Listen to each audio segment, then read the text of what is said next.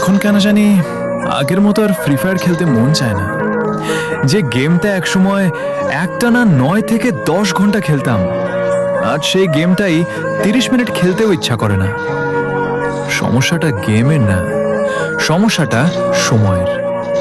আগে ছিল স্কোয়াড, ছিল ফ্রেন্ড লিস্টে অনলাইন থাকা বন্ধু, ছিল গিল্ডের আড্ডা, আর ছিল একসাথে বুয়া পাওয়ার আনন্দ।